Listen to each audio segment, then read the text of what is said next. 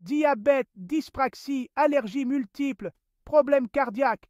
Si je me présente en résumé, on pourrait croire que je suis un casse-tête médical ambulant, le parfait exemple d'un série Netflix en soi, avec ses rebondissements imprévisibles et ses cliffhangers. Mais malgré tout, je garde l'espoir, je garde cette volonté d'imaginer un monde où chacun, quelles que soient ses contraintes ou ses défis, peut trouver sa place et s'épanouir.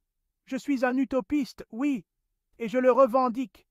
Pour moi, cet optimisme tire ses racines dans un lieu bien particulier qui a façonné ma vision de l'avenir et mes valeurs, le lycée Toulouse-Lautrec.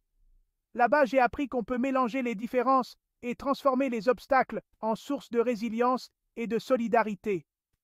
Ce lycée, avec son modèle d'inclusion intégrale, accueille des élèves en situation de handicap aux côtés de jeunes valides réunis dans un même espace, partageant les mêmes cours, vivant les mêmes expériences. Ce n'était pas qu'un lycée, c'était un monde miniature, un laboratoire du vivre ensemble.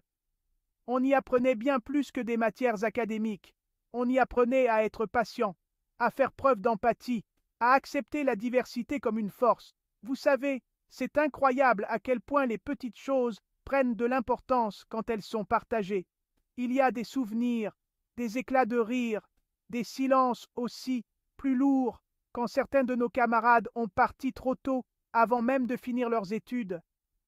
Ces départs ont creusé des vides, bien sûr, mais ils ont aussi laissé un héritage, celui de ne jamais lâcher, de continuer pour ceux qui n'ont pas eu la chance de poursuivre le chemin. Je suis convaincu que c'est cette expérience, ce modèle éducatif qui m'a donné cette force, cette envie de transmettre un message d'espoir et de devenir, pour les générations futures, un porte-parole d'une société plus inclusive.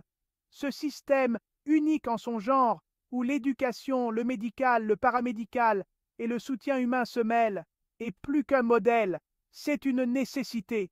Imaginez un instant ce que cela pourrait donner si chaque école en France intégrait des élèves sans distinction et permettait à chacun de se développer en fonction de ses capacités et de ses besoins. Ce serait une vraie inclusion, celle qui ne laisse personne en marge, qui ne voit pas les différences comme des limites, mais comme des richesses. En tant qu'ancien élève du lycée Toulouse-Lautrec, je veux dire à ceux qui m'écoutent, ceux qui hésitent, ceux qui se sentent parfois rejetés, que vous avez en vous des ressources insoupçonnées. Ne baissez pas les bras, même quand la route semble longue et semée d'embûches. Vous êtes capable de bien plus que ce que vous pensez. Si vous avez des rêves, tenez-y, car ce sont eux qui vous donneront la force d'avancer. Et même si parfois les choses semblent insurmontables, sachez que vous n'êtes pas seul. Je souhaite que cette force collective que j'ai trouvée dans mon lycée puisse être transmise à travers tout le pays. Je veux être ce porte-parole, cette voix qui dit qu'un autre modèle est possible, que l'inclusion doit être bien plus qu'un mot ou un slogan.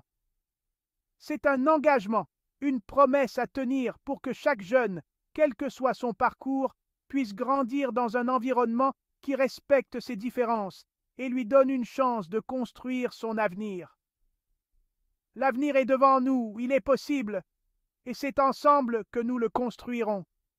Alors, à tous ceux qui m'écoutent, et surtout à la jeunesse, ne lâchez rien, avancez avec courage et avec espoir.